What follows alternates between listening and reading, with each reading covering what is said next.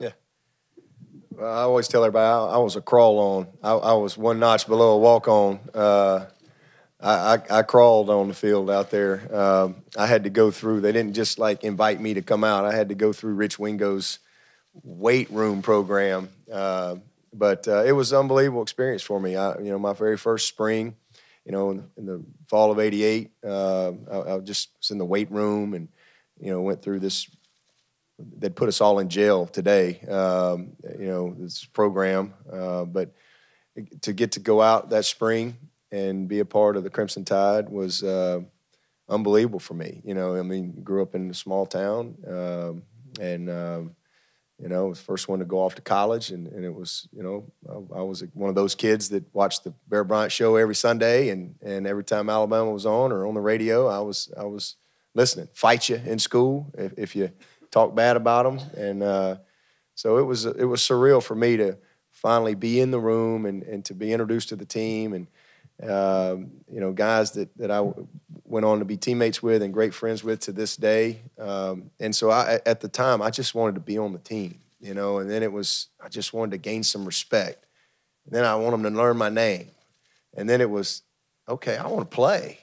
And, I want to get a scholarship. And so it just kind of went from there. And it was an incredible journey for me to be a national champion my senior year, and to be a part of an incredible senior class. And at that time, Alabama hadn't won a national championship. It's not like now. They win it like every year, every other year with Coach Saban. It had been a long time since Alabama had won a national championship. And so for my last game to be the national championship game and to do it against Miami was just an incredible moment and something that kind of bonded that group together forever.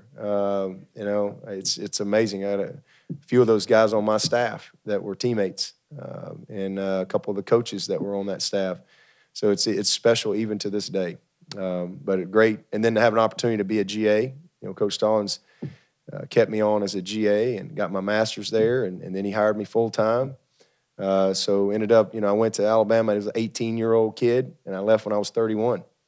So just an incredible experience. And I wasn't happy to leave. I was mad at the time. I was not happy. But, God had a plan for me, and he knew what I needed. And, I needed to go. I'd never lived anywhere but the state of Alabama. And to have to pack up my family and move to South Carolina and to Clemson, it was great for my family. And the grandparents didn't like me very much, taking all the kids away. But it was a great opportunity to, kind of have a new chapter and learn different things and be exposed to different things. And now I just finished my 14th year at Clemson. So it's been a blessing all the way through.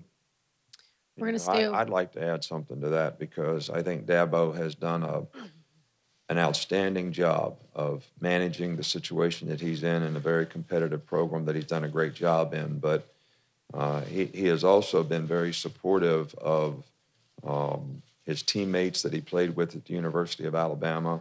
Coach Stallings, Coach Stallings does a lot to try to raise money for RISE.